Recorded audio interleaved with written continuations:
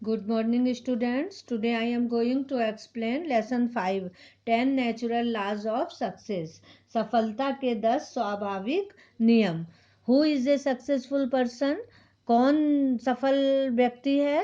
What kind of life does he lead? और वो किस तरह का जीवन व्यतीत करता है. तो इसमें हम 10 स्वाभाविक नियम पढ़ेंगे जिनसे मनुष्य सफल होता है. तो हम आज ये लेसन स्टार्ट कर रहे हैं. Natural laws like gravity are fundamental patterns of nature and life. प्राकृतिक नियम जैसे गुरुत्वाकर्षण प्रकृति और जीवन के मूलभूत नियम हैं. They describe things as they really are as opposed to how we think they are or how we wish they were. वे मनुष्यों को वैसे ही वर्णित करते हैं जैसे वे हैं, ना कि जैसा हम सोचते हैं कि वे हैं या जैसा हम चाहते हैं कि वे हों.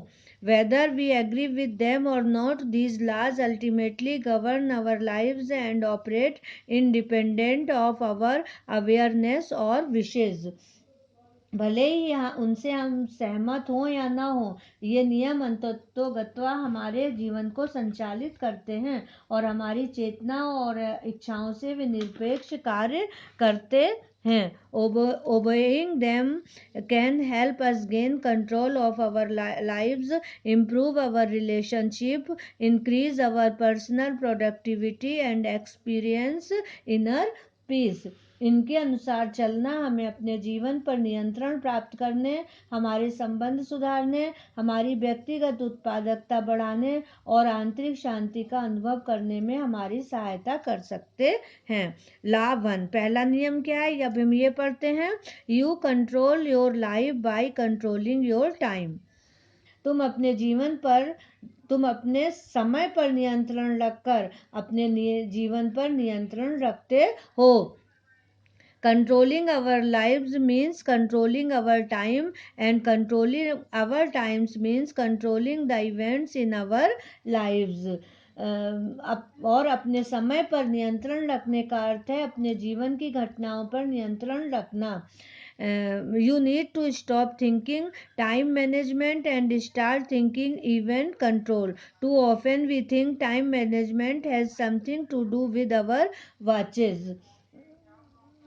तुम्हें समय के प्रबंधन के बारे में सोचना बंद करके घटनाओं के प्रबंधन की बातें सोचना शुरू करना चाहिए.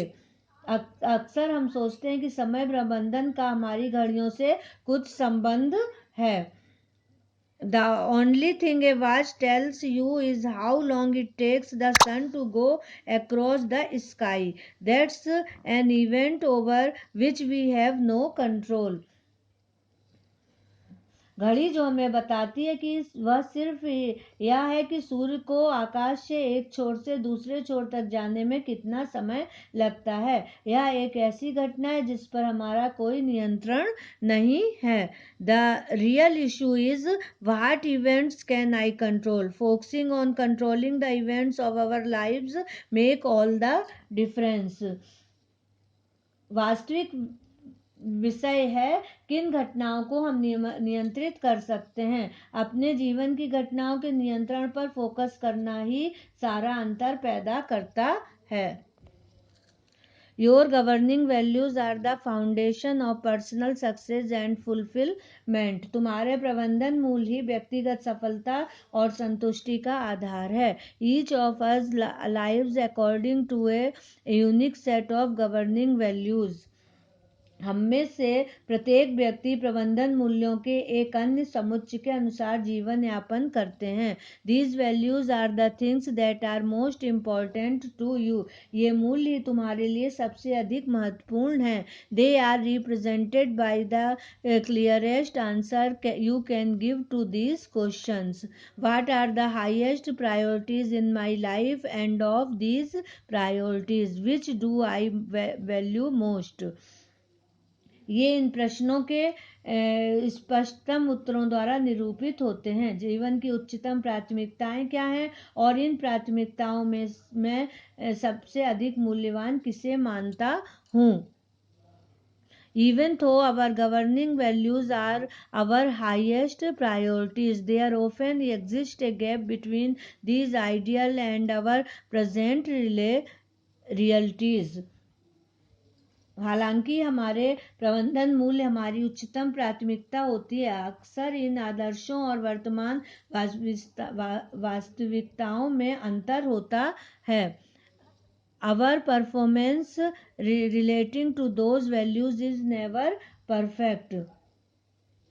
उन मूल्यों से संबंधित हमारे कार्य कभी आदर्श नहीं होते, but as we improve we bring together what we do and what we value.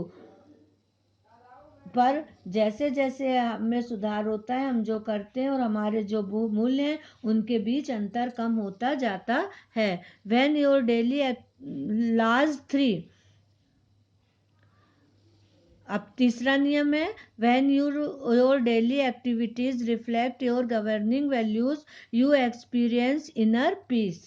जब तुम्हारी दैनिक गतिविधियां तुम्हारे प्रबंधन नियमों को प्रतिबंधित करती हैं, तब तुम आंतरिक शांति का अनुभव करते हो। Once you identify your governing values you must do something about them। एक बार अपने प्रबंधन नियमों को पहचान लिया तो उनके बारे में तुम्हें कुछ करना चाहिए। Your values must find expression on as measurable and achievable long range and intermediate goals, which can then be translated into daily tasks that will move you towards their achievements।